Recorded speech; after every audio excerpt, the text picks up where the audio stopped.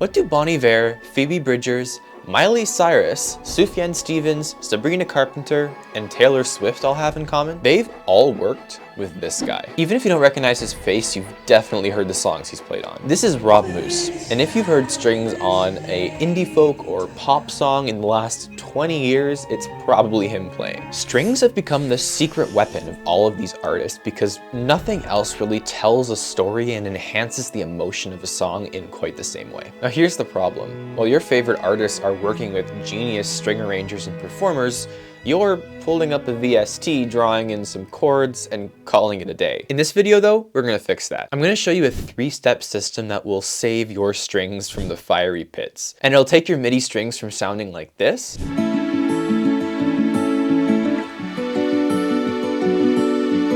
to this.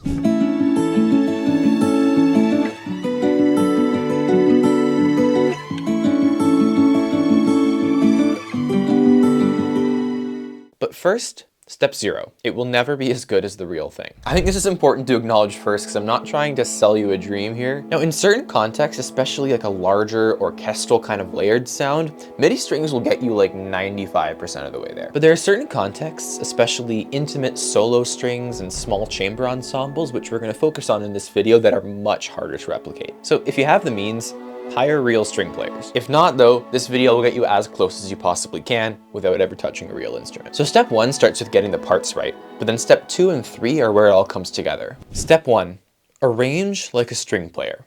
Melody, not chords. So here I have a loop that I just brought in from Splice, and then I just have MIDI strings just playing the chords. Here's what it sounds like right now.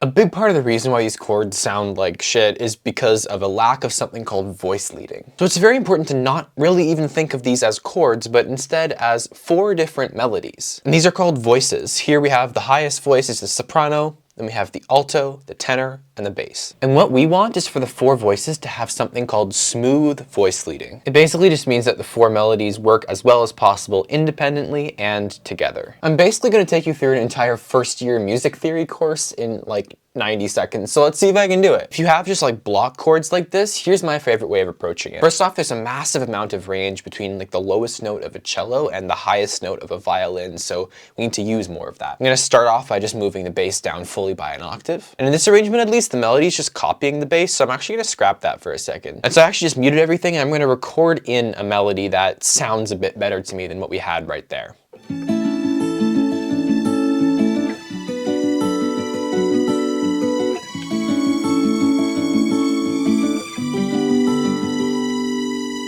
Super simple, but it just feels more like a melody to me. It's also an octave up, so we're using a lot more range now. Now we need to fill in these 2 middle voices, and again, this is an entire first-year theory course, but to keep it as simple as possible, here are the rules to follow. Number 1 is that each of the voices should move as little as possible. So here we don't want to move up from an E to an A. That's a big leap, and we want to mostly stay on the same note if possible, or move up by 1 or down by 1. The other rule, and this is an oversimplification, but you don't want the voices to all move in the same direction. It's just less interesting.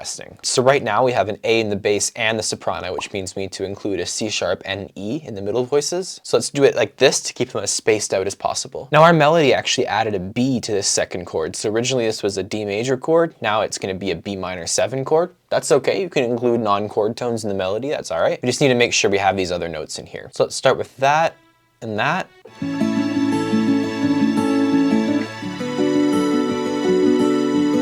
We're going up, so let's go back down to an E here. And then we can just double the A, so we'll stay on an A here. That's super smooth. Last chord, we have 2 Bs, so we're gonna want a D and an F sharp. Now we're definitely gonna want the tenor to move down here because the bass is moving up. And technically the right thing to do here is to move down to an F sharp in the alto.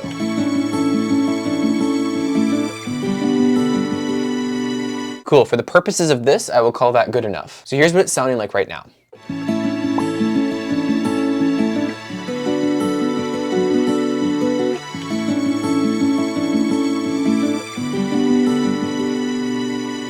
Step 2, layer, layer, layer. So it might sound counterintuitive, but the more intimate of an arrangement you're going for, the more this step matters. Let me explain. The less you have to work with, the more the finer details matter. The intensity of the vibrato, imperfections in timing, momentary swells of volume. In a full orchestra, none of these sounds are very noticeable, and most string VSTs are designed to sound that way. But if we're trying to sound like a small chamber ensemble of maybe 8 players, then all of a sudden this becomes a lot more important. So we're going to isolate each part and put them on separate VSTs. Violin 1, violin 2, viola, and cello. I'm using Intimate Strings by Spitfire for violin 1, 2, and viola, and the free BBC Orchestra plugin for the cellos because it just had a bit more body to it. This allows me to EQ and pan each part differently, and even control the volume of each one separately to get that much closer to the sound of a real performance. I also like to turn off the reverb within each of the plugins and route everything to an independent reverb send so I have complete control over the reverb as well. Step 3. It's all in the details. We've come a long way from the boring block chords, but we're still nowhere close to Rob Moose. As a string player myself, I can always tell MIDI strings from the real thing, even when they're arranged really well like this. The tell for me is usually when the notes and chords change. There's always this moment when the expression parameters kind of reset, and it just never sounds like how a real string player would play that part.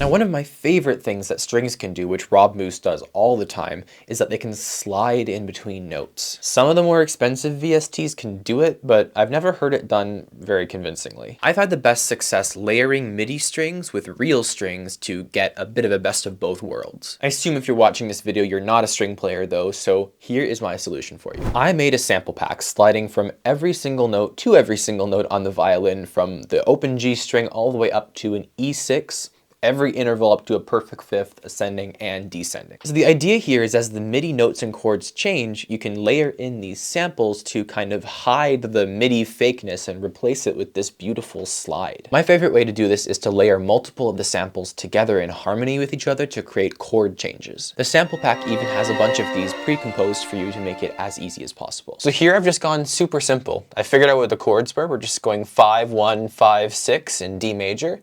Then I've gone to the pre-made slides in the sample pack, and then I've just plunked them right in. Here's what it sounds like with and without.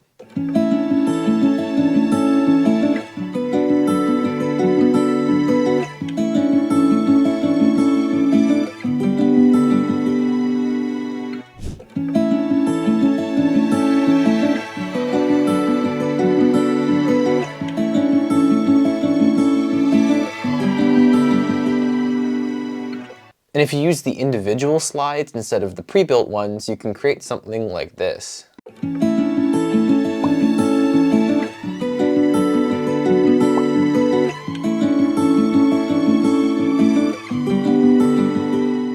So if you want the sample pack, there's a free and a paid version for just $20. The free version comes with 30 of these pre-composed chord changes, and the paid version comes with 60 of the chord changes as well as 454 individual samples of slides as well as held sustained notes. The link for both versions is in the description. Now I promise that following all of these steps will take your MIDI strings a really, really long way, but if you want your strings to be as impactful as Rob Moose, there's a really key ingredient that I haven't even touched on yet, and that's because it's not anything technical. Rob Moose's strings aren't just pretty. He uses strings to enhance the story and the emotion of the song. It's not just, ooh, strings, it's a production tool. So if you want to understand not just how to use strings, but when and why to use strings, watch this video next, where I break down how your favorite artists used a technique called word painting to bring their music and lyrics to life.